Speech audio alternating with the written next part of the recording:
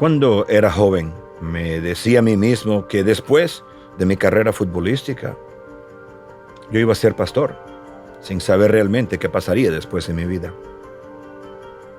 Conocí al Señor en Freetown, Sierra Leona, en 1991. La iglesia estaba en una aula, unas pocas personas allí. Lo que me llegó fue la dimensión de la predicación, la pasión, el celo, la palabra.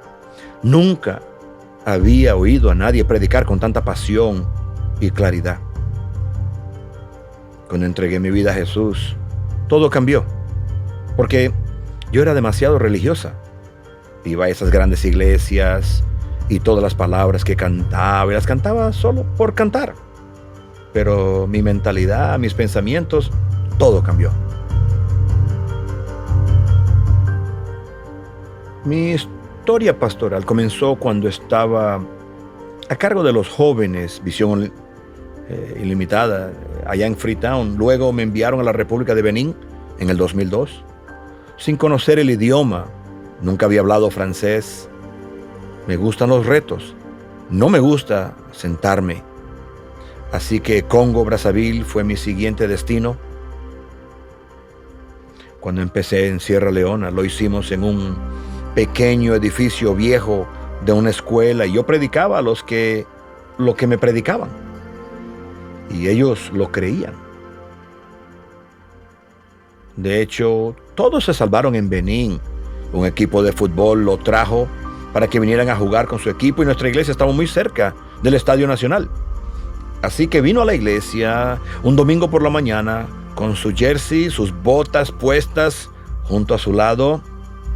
Cuando hice el llamado de altar ese día, él vino, le entregó su vida a Jesús. En la iglesia, después de mi conversión, tuve una visión en la que me encontraba solo en un desierto. Y oí la voz que me dijo en ese desierto durante el culto, en medio del servicio: ¿quieres ser futbolista? Así será tu carrera futbolística. Y vi toda mi carrera futbolística caer como una bomba. Boom, boom. Después de eso, vi una empresa que empecé, una compañía de taxis. Y de nuevo, vi mi compañía de taxis explotar. Así que vi todo lo que construí, todo mi mundo desmoronarse. Después de eso, hubo un hombre que bajó del cielo con una Biblia en la mano. Yo estaba de rodillas, mis manos estaban levantadas y yo estaba llorando en el desierto. Me entregó la Biblia y me dijo: ahora levántate, ve y sírveme. Añadió esto: todo lo que hagas en tu vida, aparte de mi llamada, fracasarás. Dejé el fútbol, aunque tenía un sueldo. Yo mismo me quedé asombrado porque estaba ganando buen dinero y iba a jugar a Europa. Ese día ganaron, su equipo ganó, me alegré mucho. Pero por desgracia, cuando terminó el partido, él me dijo: cariño, mi carrera futbolística ha terminado. Le dije: ¿pero cómo? ¿Cómo puedes dejar de jugar ahora? No es posible. ¿Pero cómo vamos a seguir adelante? ¿Cómo vamos a vivir? ¿Cómo con nuestros hijos? Así que empecé a vender ropa en la calle. Y a mí, que fui un futbolista famoso, me vieron por la calle vendiendo ropa y la gente se burlaba de mí, que me había vuelto loco. No sé cómo explicarte cómo conseguí vivir, cómo conseguí sobrevivir, cómo seguí amando a Dios, cómo conseguí. No lo sé. El pastor David Hamilton vino a mi casa, me dijo: Dios está contigo y de la decisión que tomaste nunca te arrepentirás. Aprendí a confiar en Dios en esos momentos porque realmente no era fácil. Pero Dios realmente trabajó en nosotros. Experimentamos lo sobrenatural durante esos días. Todo lo que empecé yo mismo siempre tuve que abandonarlo. Tomé la decisión porque Dios me llamó. No sabía cómo iba a salir. Se convirtió en líder de alabanza y un líder de estudio de Biblia. Luego plantó nuestra primera iglesia hija en Benín, y después de unos años se hizo cargo de la iglesia en Burkina Faso y la iglesia explotó.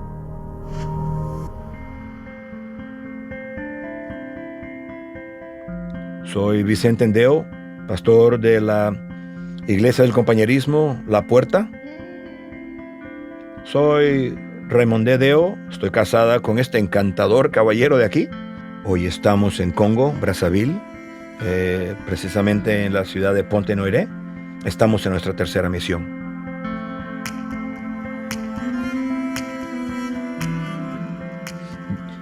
Sea que lo llames sobrenaturalmente natural o naturalmente sobrenatural, la idea es que fluye y Dios está ahí en los asuntos mundanos de la vida. No es algo fuera de lo común, no es algo anormal. Debe ser la vida y experiencia cristiana normal.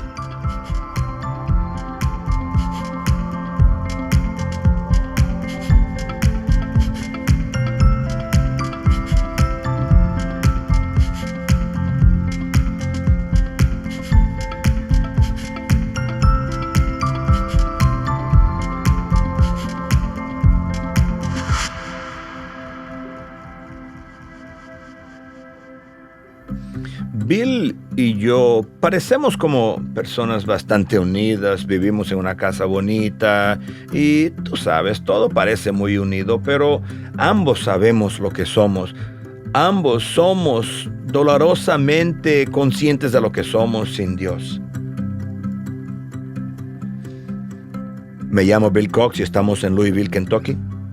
Soy Allison Cox y de la casualidad que vivo en la misma ciudad que él. Estamos en Louisville, Kentucky. Cuando llegué a la iglesia, estaba 2 meses fuera de un hospital psiquiátrico por el pecado y la adicción y la locura, la guerra de Vietnam y muchas cosas, y Dios cambió mi vida. Bueno, me salvé el 4 de abril de 1980. Fred y Richard Ruby y Carl Cooper estaban en la calle predicando, escuché el evangelio, había estado viviendo en la calle como una hippie vagabunda. Vine a la iglesia, no tenía idea de lo que estaba pasando. Fui criado en atea, no sabía nada de Jesús. Había oído que Él resucitó de entre los muertos, pero pensaba que volvió a morir más tarde. En algún momento, no sabía que aún seguía vivo, no sabía nada. Y llegué a la iglesia y todo el mundo empezó a levantar las manos, a adorar a Dios, y yo sabía que estaban adorando al Dios que creó los cielos y la tierra.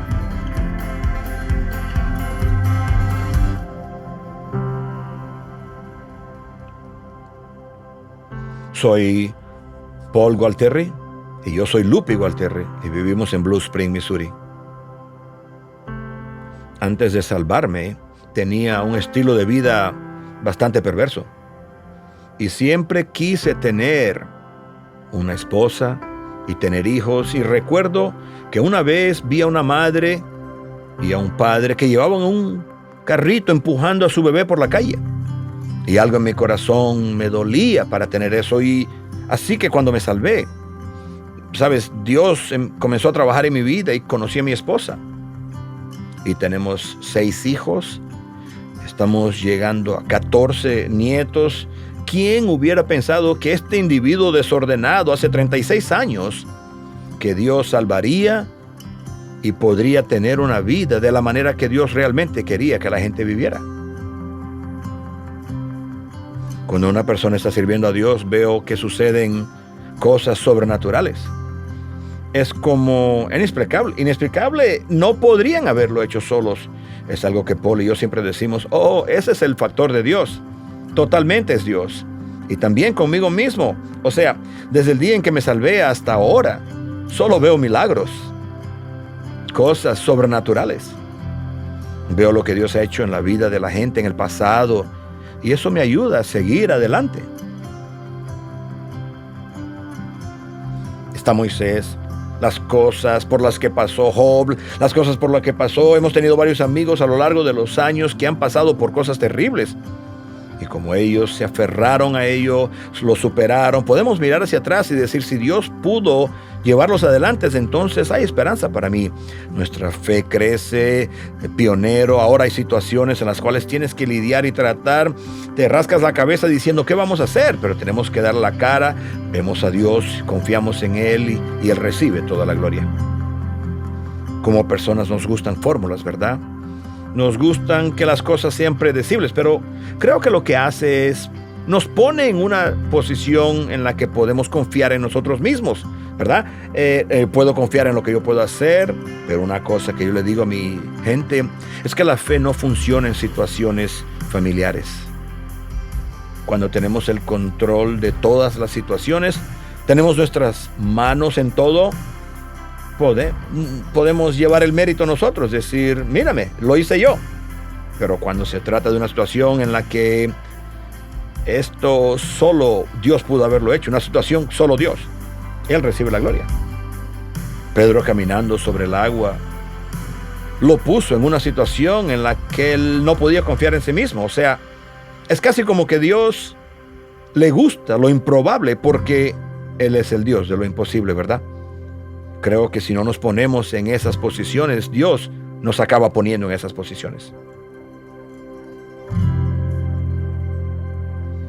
Cuando comprendemos que esto es una obra de Dios, que es algo que Él está haciendo, Él recibe toda la gloria. 1 Corintios 1, ven su llamado, vuestra vocación, hermanos, que no son muchos sabios, no son llamados, no muchos nobles, ni muchos ricos, sino que Dios ha escogido las cosas necias de este mundo para confundir a los sabios.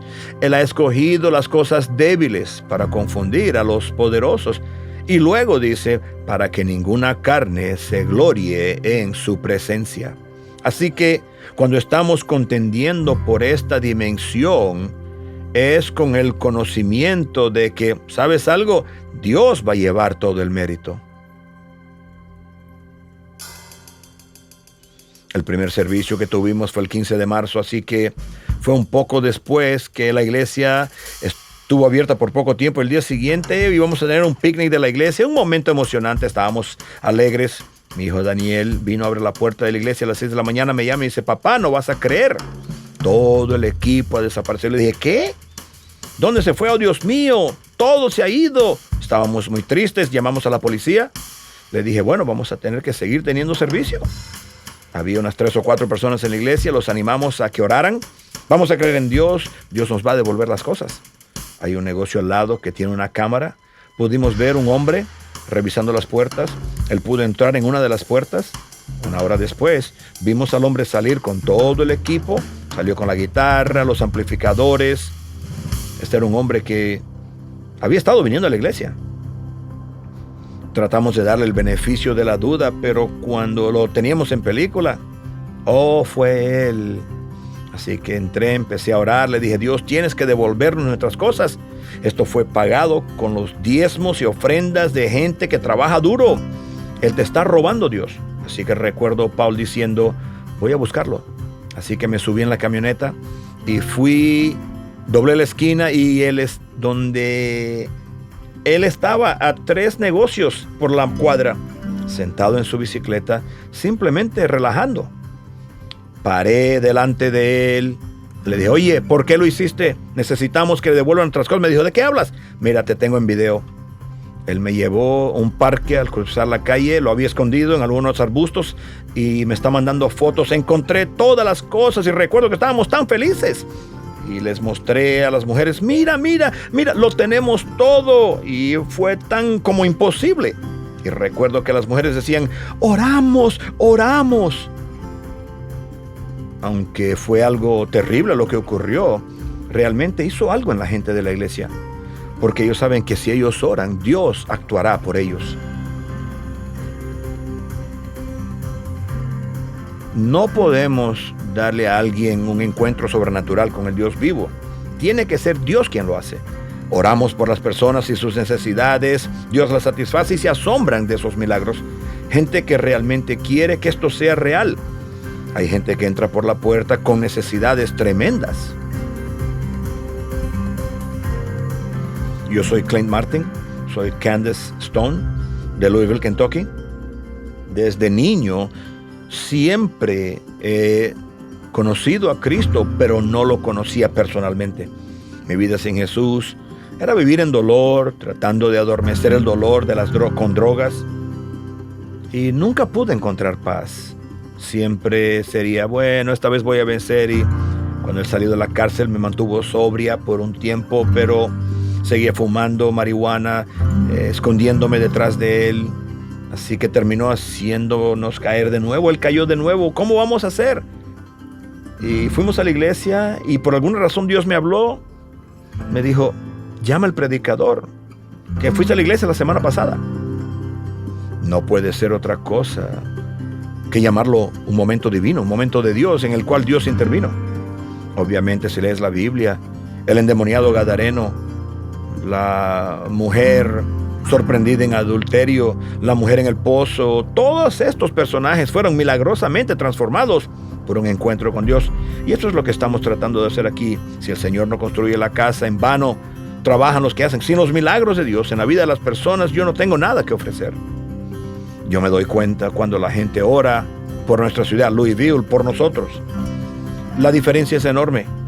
Cuando la gente ora por nosotros, la gente de la iglesia se emociona, la gente viene a la iglesia, tenemos visitas. Bill y Allison me enseñaron mucho sobre Dios. Allison me amó incondicionalmente cuando yo ni siquiera podía amarme a mí misma. Hubo un tiempo en que dejé de ir a la iglesia durante un mes. Allison venía a mi trabajo casi todos los días, no se rendía conmigo, nos acogieron prácticamente como sus hijos. Y hemos tenido luchas, pero a medida que avanzan los días, mi fe y mi obediencia se convierten en algo natural.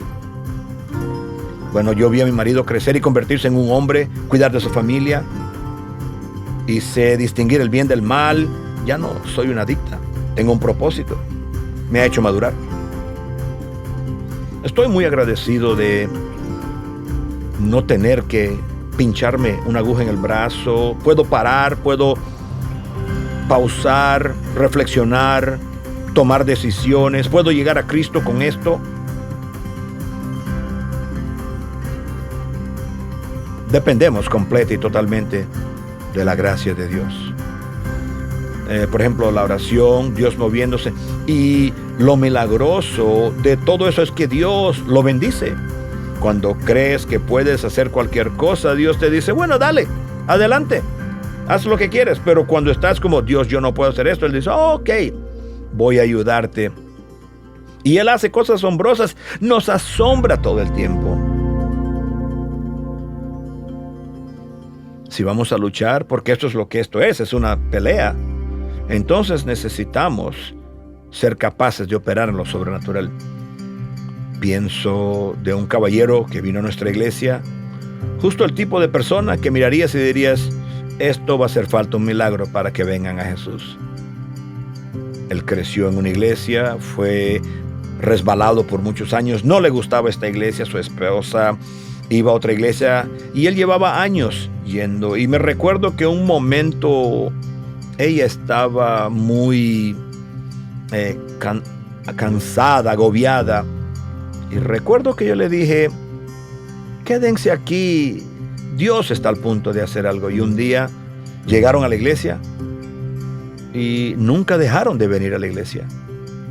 Hay momentos en el ministerio en los que experimentas los valles y te preguntas, ¿por qué seguimos aquí? O sea, miras a la gente como Él y dices, por eso estamos aquí, porque Dios quiere hacer eso en la vida de otra persona. Esa persona merece la pena. Soy Curtis Burton, soy Rosa Burton. Somos pioneros en Columbus, Ohio.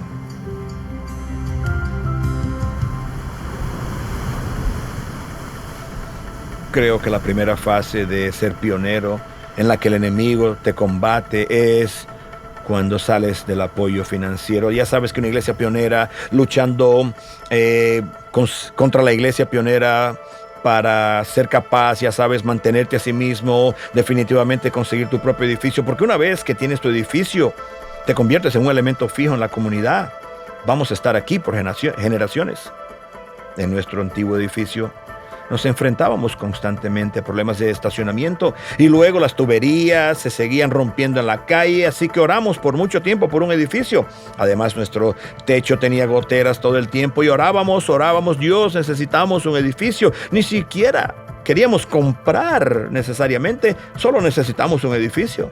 Y yo le dije, oiga, muchachos, tenemos que orar y ayunar. El segundo día del ayuno, uno de nuestros muchachos está mirando en línea y me dice, oye, encontré un edificio. Y lo miro y pienso, esto es demasiado bueno para ser verdad. $109,000. Yo fui a verlo y decía, oh, ya se vendió. Y cuando yo dije, voy a verlo de todos modos, y cuando todo empezó a ponerse en marcha. Edificios normalmente cuestan millones de dólares o $500,000, pero no este no. Dios nos bendijo a través de la iglesia del alfarero, con nuestra propia iglesia. Conseguimos el edificio, está completamente pago. Estamos muy agradecidos de que Dios hizo eso. Y la gente también. Dios es un Dios sobrenatural y por eso es lógico que sus obras tengan esa nota sobrenatural. Una y otra vez el mensaje de las Escrituras es que para Dios nada es imposible. Así que de alguna manera eso tiene que funcionar en nuestra manera de pensar. ¿Significa que veo todo lo que quiero ver a cada momento? No. Pero llevo conmigo la confianza fundamental de que Él no está limitado por las mismas cosas que nos limitan a ti y a mí.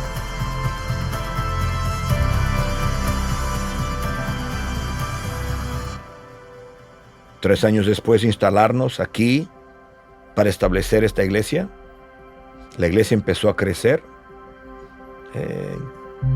Inmediatamente comprendí que era necesario ampliar nuestra tienda. No tenía el dinero, pero tenía un sueño, una pasión. Iba a reunirme con los dueños del edificio para construirlo. Me dieron el precio del terreno, pero no tenía el dinero. Pero empecé a orar, comunicar la visión a los miembros de la iglesia, que debíamos prepararnos para cosas grandes y mudarnos. Finalmente compramos el terreno. Todo eso lo hicimos sin informar a Tucson, porque en ese momento quería sorprender a Tucson, sorprender al pastor Warner con las buenas noticias. Empezamos a trabajar. Informé a mi pastor, me felicitó, me dijo, extraordinario. Solo llevas 3 años y ya has comprado terreno. Ya has empezado a construir, pero tienes que informar al pastor Warner, al pastor Alvin, al pastor Garrett. Porque lo que estás haciendo no es fácil, es difícil. Entonces decidí ir y hablar con el pastor Alvin, el pastor Warner, el pastor Garrett, y ellos decidieron apoyarnos. Quiero agradecerle a Tucson por su apoyo. Gracias.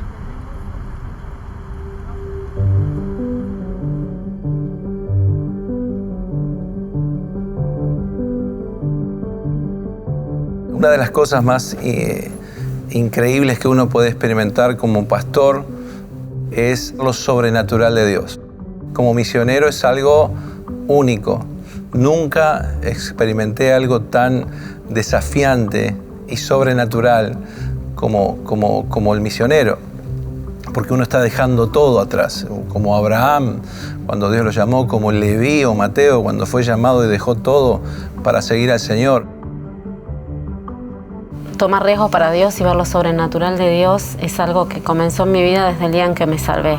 Yo tenía una vida que parecía normal y exitosa para el mundo, pero no entendía para qué había nacido, para qué estaba en este mundo. Y cuando me encontré con Cristo entendí eso. Entendí, este es el propósito para mi vida. Y lo que Él me pida, yo se lo voy a dar.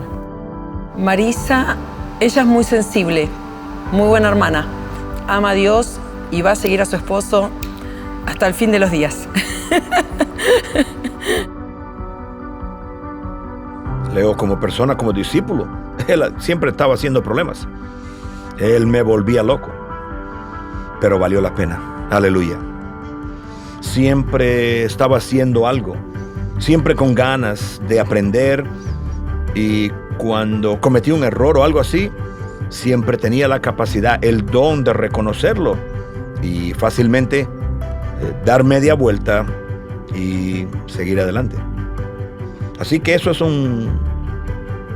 algo grande, una gran bendición para alguien que va a ser un misionero, porque en el campo hay que aprender a ajustarse.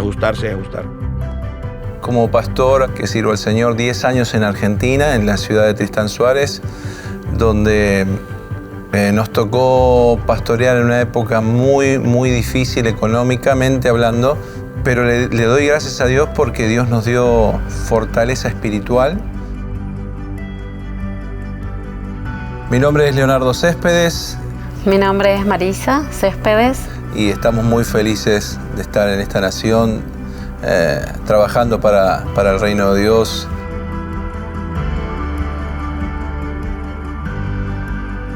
Argentina y Uruguay están divididos por el Río de la Plata, que es el río más ancho del mundo.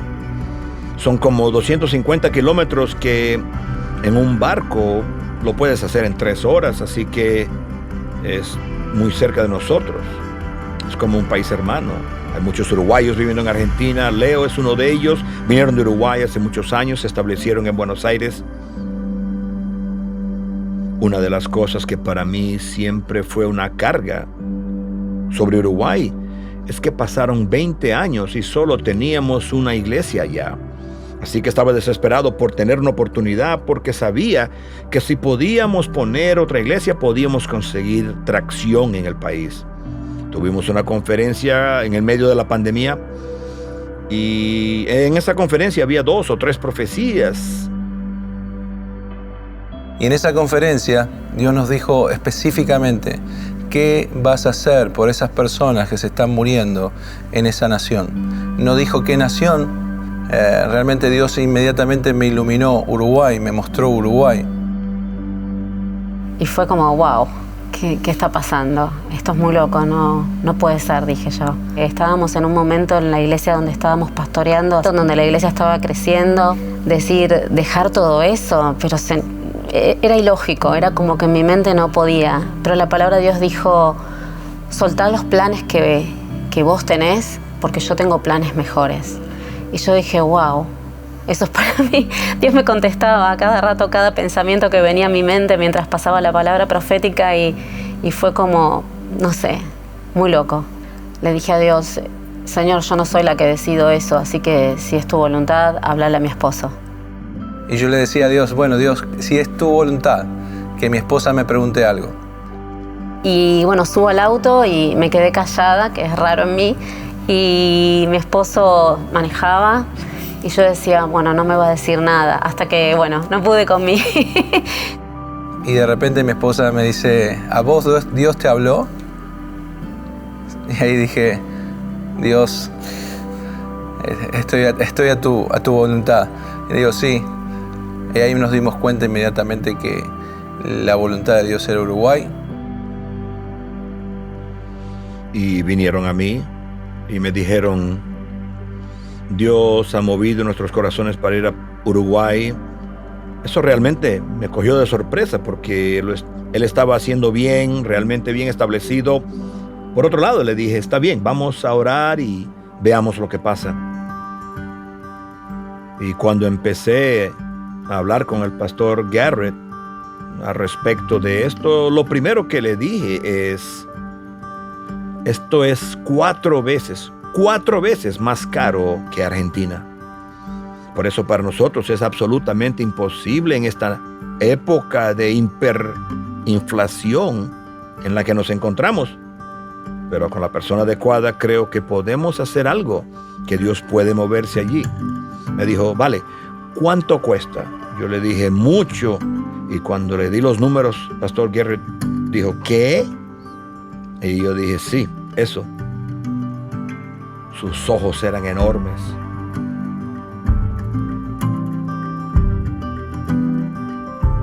Es difícil vivir en Uruguay, pero Dios también nos dijo en esa palabra profética que no tuviésemos miedo, porque yo tengo todos los recursos para que ustedes vayan a esa nación.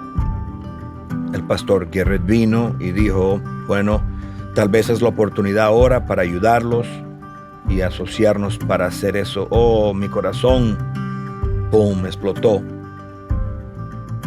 Y ahí, bueno, empezó la locura de ser un misionero. A veces no es fácil alcanzar el llamado de Dios, pero lo vale. Y el primer día del servicio aquí en Uruguay tengo una imagen guardada en mi mente de mi esposo tocando la guitarra con mis hijas en la tarima, cantando, y el salón vacío, y yo en la puerta mirando esa situación y diciendo, Dios mío, ¿qué hicimos? Estamos locos. Esto es empezar totalmente de cero. Y al poco tiempo, ya el primer servicio esa tarde, gente se estaba salvando, gente le estaba entregando su vida a Cristo, y ahí es como que entendí y escuché la voz de Dios diciéndome, estas son las personas que yo te decía que estaban sufriendo. Por muchos años no pudimos tener esta libertad que hoy sentimos en Cristo y en el ministerio. 2-3 meses antes de que conociéramos la iglesia, nosotros salimos de esa iglesia que íbamos antes. Yo realmente, mi corazón se quebró. Nosotros fuimos muy abusados espiritualmente, y le dije a mi esposo, bueno, si tú quieres seguir yendo, hazlo, pero no me quiero congregar más. Y él me dijo, no, dejarnos de congregar, no vamos a dejar de congregar. Entonces, bueno, dame tiempo, le digo yo. Una tarde salimos a pasear junto con la familia y de repente vimos en un cartel de la iglesia evangélica Casa del Alfarero, y bueno, nosotros estábamos buscando una iglesia que no nos conociera, no queríamos tener contacto con gente que nos conociera. Él como ese día, entonces él me dice, bueno, tenemos el lugar que tú le estabas pidiendo a Dios. Entonces como que fue una respuesta de Dios a mi vida que nunca habíamos tenido, ese amor, ¿verdad?, de un pastor hacia su oveja. Se congregó gente, empezó a venir gente, y una de esas personas era Jorge y Graciela. Ellos también estaban desahuciados en otra iglesia por su pastor, sufrieron abusos de todo tipo.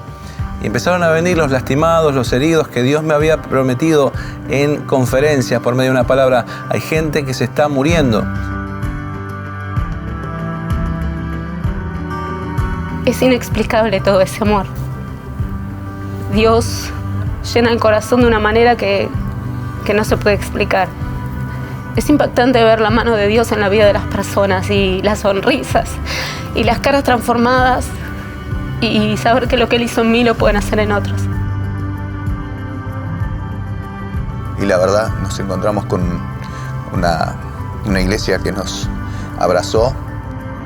Bueno, realmente saber que Dios nos ama, que Dios tiene propósitos con nuestras vidas y que podemos servirle de esa manera libre, de esa manera que podemos mostrarnos tal cual somos. Y estoy agradecido primeramente con Dios, que en este tiempo no es tardío, no soy un niño, no soy un joven, pero Dios está haciendo cosas nuevas en nuestras vidas. Dios está usando mi vida para bendecir a otros.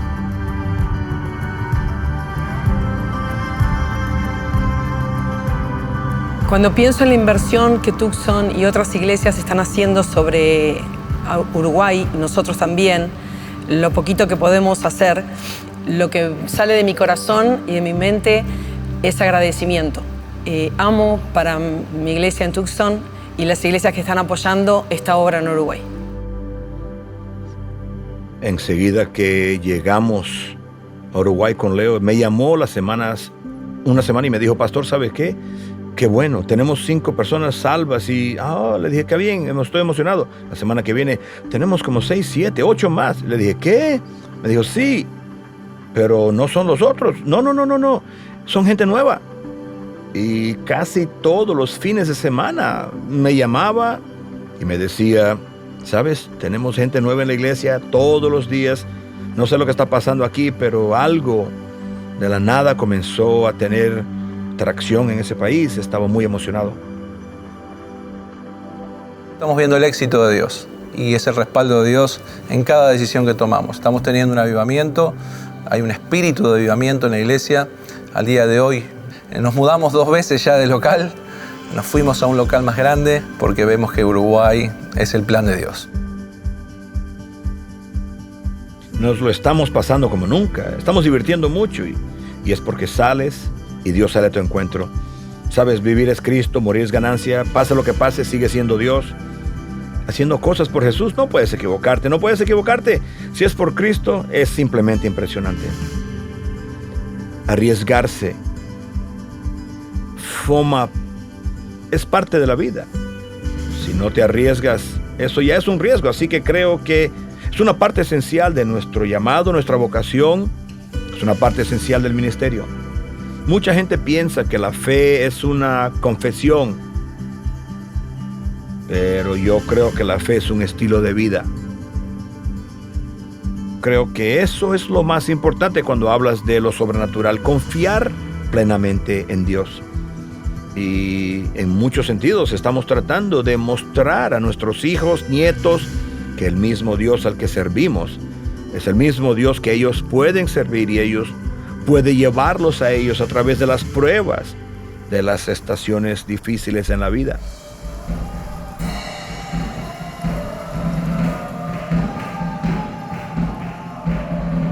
Hay tantos hogares quebrantados, o que la madre no está o no tienen el padre, aunque tengan sus padres cerca, no se sienten amados, no se sienten animados, pero cada vez que vienen tratamos de hacer lo posible para amarlos, animarlos. Cualquier cosa que podemos hacer para que sientan que están en casa, que otros se preocupan por ellos.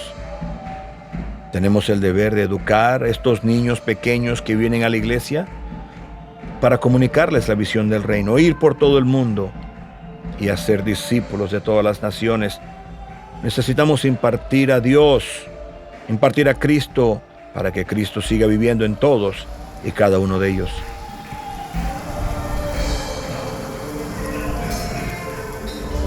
Jueces 2:10 dice: se levantó otra generación que no conoció al Señor ni las obras que había hecho por Israel.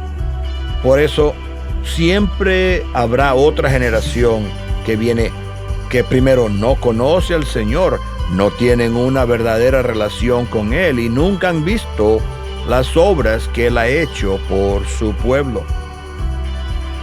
Cuando se habla de generaciones, se habla del corazón de Dios.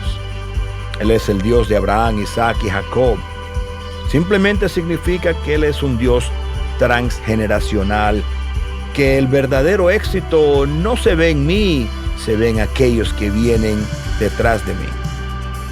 Por eso todas las generaciones necesitan saber cómo conocer a Dios, cómo veo la realidad de su presencia y de su poder en acción, obrando en mi vida o en esta nueva generación.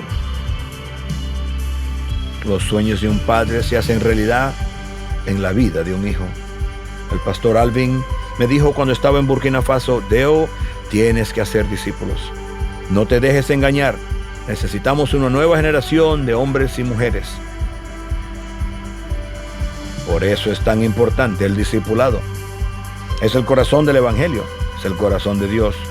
El discipulado continúa la obra de Dios en la tierra. Mi plan, mi proyecto es preparar una nueva generación, porque un éxito sin sucesor no es fracaso. Van a ir a todas partes. Quiero decirte, Dios va a llevarlos a lugares que nunca pensaron ir, todas las naciones del mundo.